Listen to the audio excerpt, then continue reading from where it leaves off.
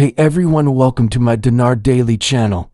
I don't care what people are saying or seeing. The central bank is separate from the government.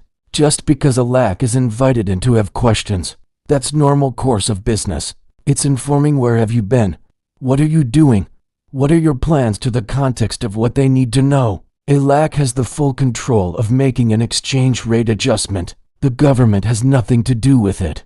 He can do it anytime he wants. This coming Sunday is very pivotal for your success of Iraq. We didn't come there for the last 2 months to twiddle our thumbs and pick our noses. You see very well what has happened since we've arrived. Some amazing accomplishments have been revealed in the last 2 to 3 weeks because of what we brought over and because of what we are doing at the CBI, let alone at the GOI by making sure Maliki doesn't even consider he has a chance to be Prime Minister. The moment we arrived, the monetary reform started to become better defined, not only to the Iraqi citizens, but to the rest of the international world. It is my prayer for us that Sunday we see many things come together. This Sunday is epic. This recent news tells me that the stalemate with Nouri al-Maliki is over, and he is going to resign his nomination from the coordination framework one way or another.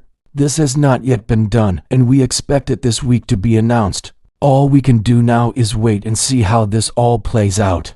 I still believe al-Sudani will get his second term. When this is announced and he takes the task of forming the next government, we can begin to celebrate. Get that champagne back in the frig. It is going to be a nice spring. This week Kurdistan finally announced its nominee for President Fuad Hussein. Fuad Hussein is an Iraqi politician and the current Minister of Foreign Affairs of Iraq.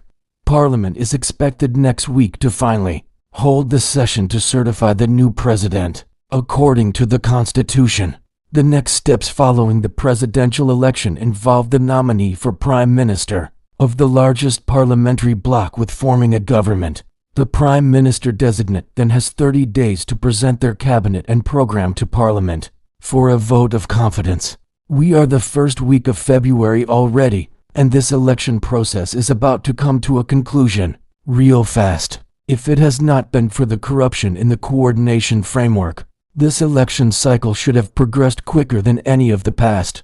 However, there was one more push for power by the Iranian puppets. If they had won, it would have meant the doom for Iraq and our RV. But this appears that it is not going to be the case. Iran is not going to have its way with Iraq after all. I can honestly say we owe it all to President Donald Trump as someone finally stood up to Iran. We're hearing that one of the redemption leaders we talked to says we are right at the tip of this. We are right there now. It's good to hear that we're right there at the edge of this. Political noise is a utility tool, not a derailment. It keeps everyone alert while the real story is the CBI's independence, non-oil growth, digital infrastructure, gatekeeper support, unfolds quietly with massive positive impact. The calm is engineered. The U.S. Treasury freezes the assets of al-Busi and 2 of his party leaders. Jordan and the UAE have frozen the assets of the head of the Progress Alliance, Mohammed al-Halbusi, the current governor of Anbar, Omar Mashan Dabis, and Hebet al-Halbusi, the Speaker of Parliament. Mohammed al-Halbusi and Speaker of Parliament Hebet al-Halbusi failed to convince the acting U.S. ambassador in Baghdad to mediate to lift the freeze. Al-Halbusi owns, undeclared, banks and exchange offices used in currency smuggling operations from Iraq to neighboring countries. The U.S. State Department told Shafaq News, "We will use all our tools to prevent Maliki's return. This is a distraction. They're trying to show and portray instability so you and I don't know when the rate is going to change. It's all this.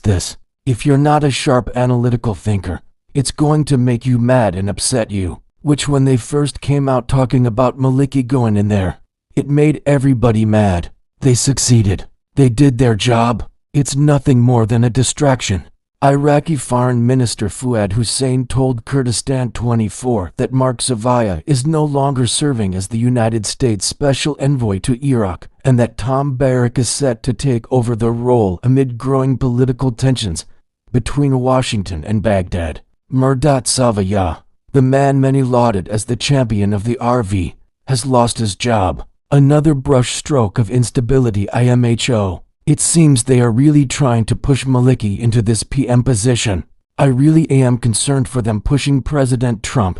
He says things and then changes his mind. He plays chess. He plays politics like he plays mega business. I don't think they've ever seen him respond to blatant disrespect, which it would be if Maliki becomes the Prime Minister of Iraq. So I don't mind telling you, I'm overtly concerned. There have been some interesting things on historic bonds that I have been somewhat hesitant to share. Some of the deals that have been worked out through US Treasury as the purchasers. I am told they have finished up with their I's dotted and crossed their T's, and are waiting for the final code release.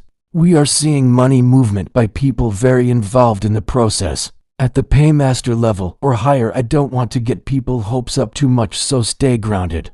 But it really looks that good. Always says that when the bonds go we should be next.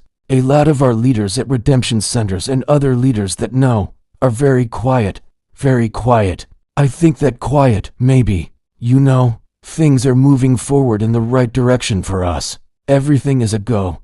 And we just need to see these 800 numbers and make all this happen.